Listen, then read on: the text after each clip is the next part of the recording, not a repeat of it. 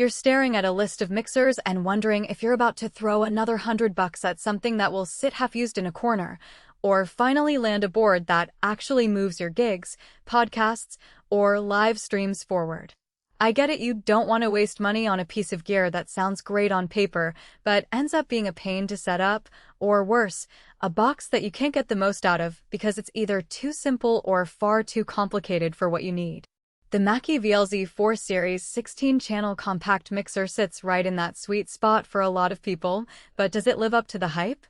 Link is in the description if you want to check the product details on Amazon. First off, let's talk about the kind of environment where this mixer shines. Imagine you're running a small to medium-sized live band at a community theater, or you're the engineer for a weekly podcast that mixes 3 hosts, a few phone callers, and a couple of live instrument feeds. You need enough channels to keep everything separate, but you also want a board that fits in a backpack-sized road case and won't hog an entire rack. That's exactly the niche Mackie aimed for with the VLZ4, a 16-channel, for bus layout that can handle a decent number of sources without feeling cramped, while staying compact enough to load onto a van and pull out in minutes. The most noticeable practical strength is the set of Onyx Mic Preamps.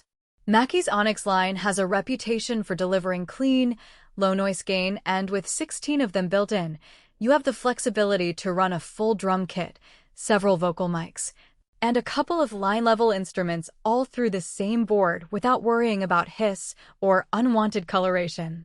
In a real-world scenario, I've seen a local church use the VLZ4 to mix a worship band with 4 vocalists, keyboards, a bass amp, and a PA feed, all through a single preamp channel each, and the result was a clear, open mix that didn't need a lot of EQ gymnastics to sound balanced. Another practical win is the ultra-wide 60 dB gain range. For anyone who's ever tried to push a low-output dynamic mic up to line level and ended up with a noisy mess, the extra headroom is a lifesaver. In practice, you can dial in just the right amount of gain for a quiet acoustic guitar or a subtle room mic, then swing the same knob down for a booming kick drum without hitting distortion. That flexibility is especially handy in broadcast or streaming setups where you might be switching between a quiet interview and a high-energy music segment on the fly. The mixer also includes improved RF rejection, a feature that isn't flashy but becomes obvious the moment you plug in a wireless microphone or a Bluetooth receiver. In a crowded RF environment, think a convention hall or a venue with multiple Wi-Fi networks, you'll notice fewer dropouts and less interference than you'd get with older, less shielded mixers. I've heard it mentioned in a few small venue tech forums that the VLZ4's RF handling makes it a reliable choice for live-streamed events where you can't afford a sudden hiss or static on the audio feed. Now, let's dig into the practical weaknesses, because no board is perfect. The first thing that trips some users up is the lack of built-in effects.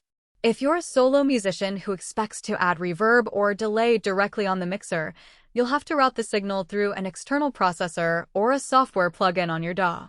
That's not a deal breaker for most engineers, but it does add a step you need to plan for.